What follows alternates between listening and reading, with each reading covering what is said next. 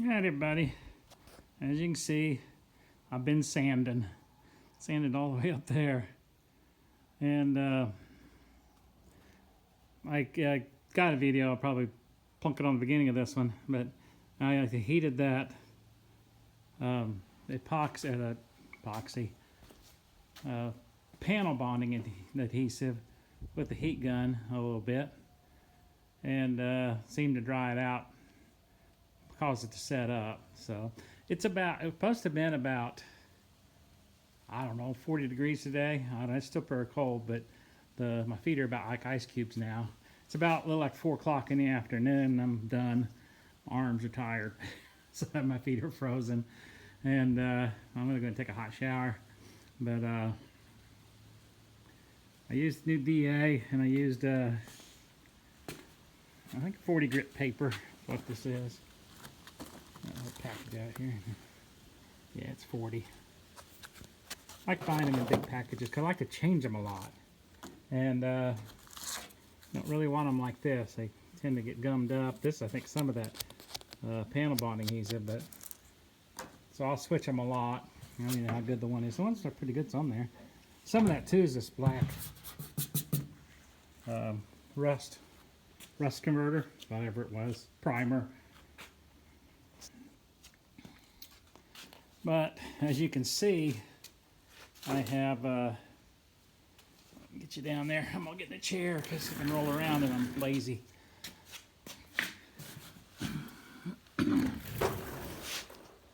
I sanded just pretty much all the Bondo glass off of there, just a little bit left. And what's on there, I tell you, it's pretty thin. But you can kind of see the low spots. Obviously, there's one right there. That dark is, again, some of that panel bonding adhesive I filled in a low spot. So, but now the lows and the highs are so close, I'm pretty sure the skim coat will fix it. You can see a few little low spots, like there's one right there that was on the car, a little ding that was on the car. Really, you know, you look at this old car, it's in really good shape. Besides the obvious, ignore that. But the rest of the body is in really good shape. I always treated this car like a new car, and that's what you do when you have to put your hard earned on there. I'm something about people buying their kids' cars. They don't seem to appreciate them. I always appreciated mine because I paid for it myself, and I always parked it when I had to in school or go to the store. It always got parked way out like a brand new car, so it doesn't have any door dings on it. I guess the old man that had it before kept it pretty good. He's the one that made the crease on the body. It's down there somewhere. Obviously, it's in this area, so he missed it most place, whatever he run up against, and he kind of caught it right here. Made a crease right across there. So, and I fixed that a long time ago. That's that old Bondo I showed you earlier on another video, and I'm leaving in there. I sanded it a little bit more today. Well, this still needs sanded, these concave spots, and I'm going to have to probably do it by hand. DA just won't reach in there. I got a little, obviously you can see there's some spots I haven't quite sanded, but I had made an earlier video. Well, I was going to put feller on that, but I looked at the forecast. It's supposed to be several days coming up in the 50s, above 50. So I thought, I'm going to wait. And tomorrow is supposed to be in the 50s. Saturday's in the 50s. And then next week there were several days showing, and the nights were above freezing. So I'm going to kind of do the polyester filler. Not even a filler, but skim coat. That's all this thing needs now. And start blocking this all in.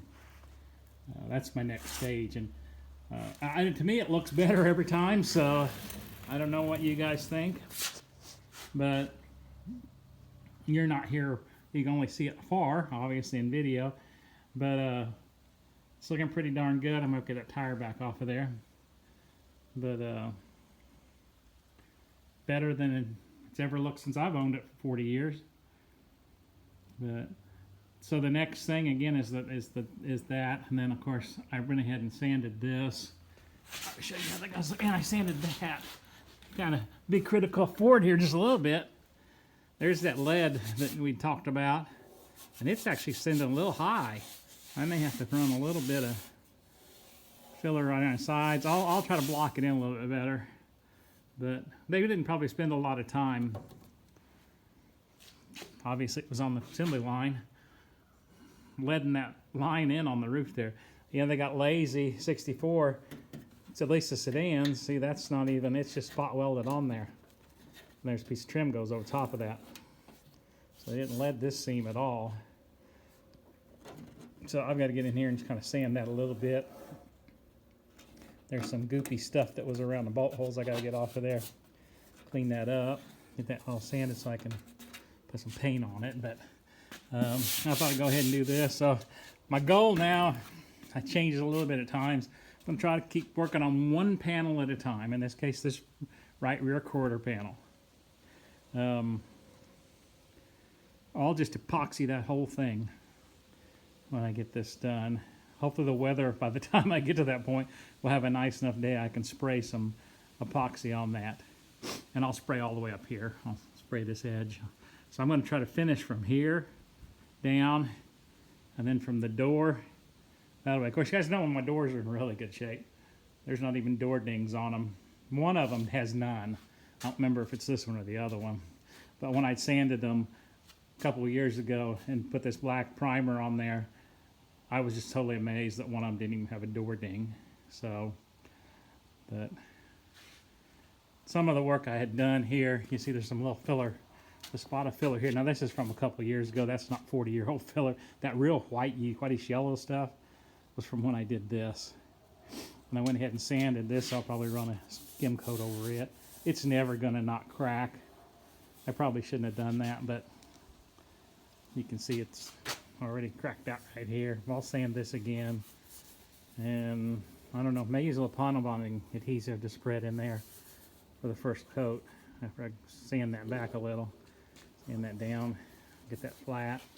That's pretty flat actually, but kind of feel a little bit like it skim over that whole thing now and get that smoothed in. But yeah, there's a cold breeze blowing now. Feels like it's cold out here, so I'm done. Anyway, what I'm working on, that's my plan for now, is to get that quarter finished. Well, I got up because I was going to show you guys this, not that back there. I did finally get this B-pillar DA'd. Now I got a DA again. You can see there's where the dent was.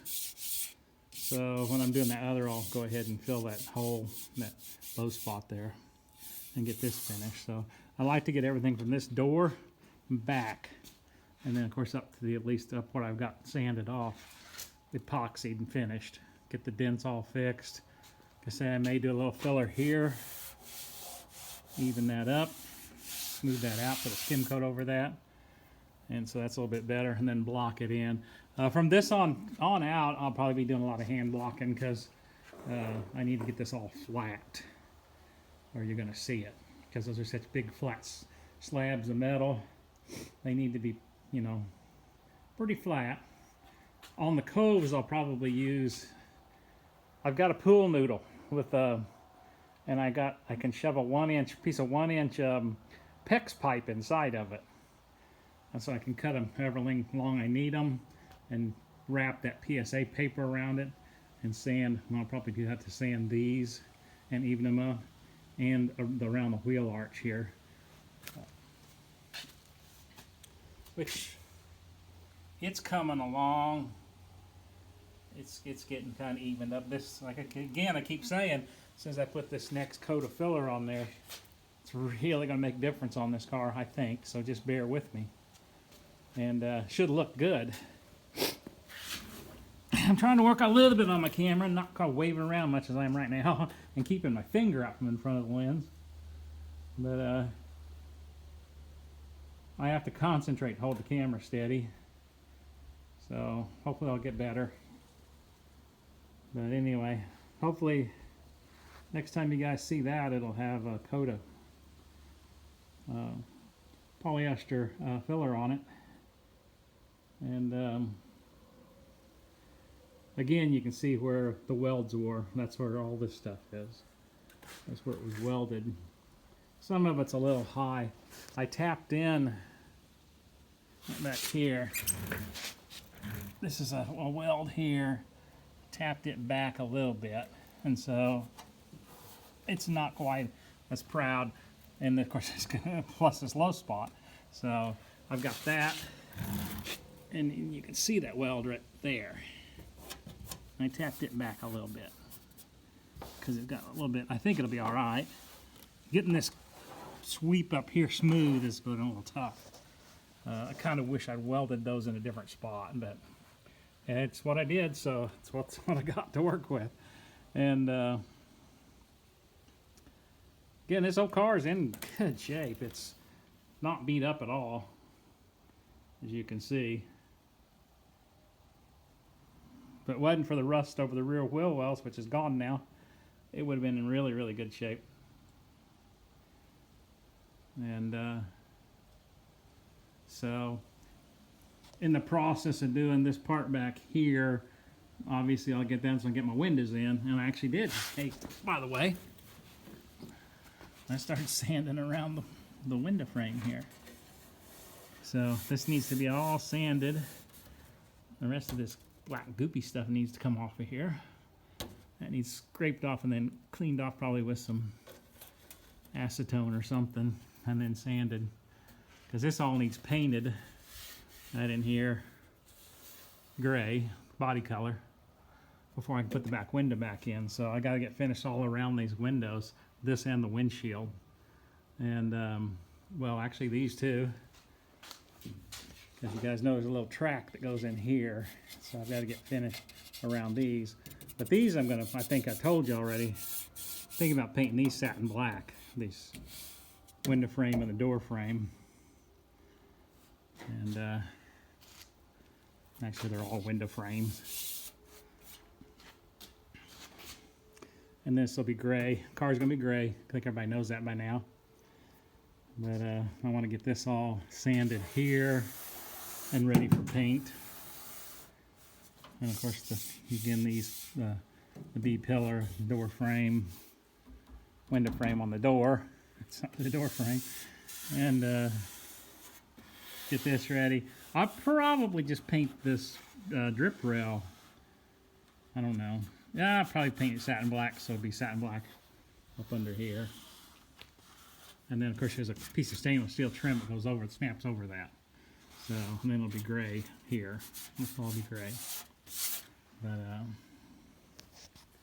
hopefully this will look better than factory was undone. That's not smooth, by the way. It's not super smooth, so I'll put a thin coat of polyester filler on that and then block that in.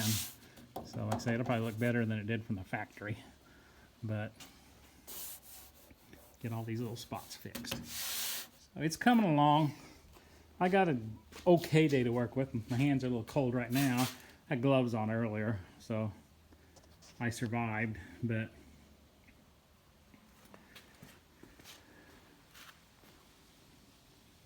that's how she looks. Like I say, when I get done with this one, I'll go to the other side. But I've decided instead of trying to swap back and forth between the two, I get this one done, get it, because I'm doing such a big area now, I can mix just enough epoxy primer to do this and up here, and here and there, all those places. Not too worried about the fender and the door. I'll get the doors when I get them. I just need to sand the doors, really. I don't think there's any filler work to be done on them, like I said. Get them sanded and epoxy primered. The front fenders, I'm going to do the stupid thing of hooking on the front fender extensions like I did the rear ones. So I got to get that done. And then really, they don't have much to be done on them. There may be a little filler work on this one right in front of the tire, because you know, I had to put a patch in up there. But aside from that, they're in good shape. There's nothing wrong with them. So, okay, I had a rust hole here, a little one about that big around, which You can judge that. It was about the size of a quarter, and it wasn't whole. It was a round, about the size of a quarter, and then had little holes around it. And 40 years ago, I fixed it. So, and I decided not to cut it out again and refix it because it was been in there for 40 years and looks fine. And so it'll probably need to end up getting a little skim over it. At least the fenders I can take off and work on them up on the sawhorses or something. I don't have to bend over. And it should be a little bit easier work. And when I get to them, but they're not important right now. Of course, the cow, getting this cow painted and the dash painted is important. And this spot here, I just need to get that painted. And all along here needs painted. So, obviously body color. And it's got that gooey. That was good stuff. It's over 50 years old, over 55 years old, and it's still gooey.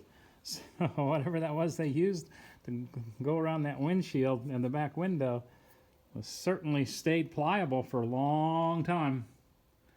So anyway, guys,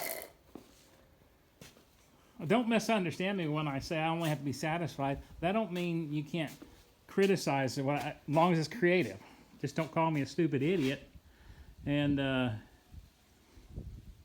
leave it at that. Tell me why I'm a stupid idiot. And I don't mind. I don't know, you know. Can't say I don't exactly know what I'm doing. I kind of know what I'm doing, but, you know, got to remember what I got, too. I'm in an open shed here. And so it is what it is. I don't have the best tools.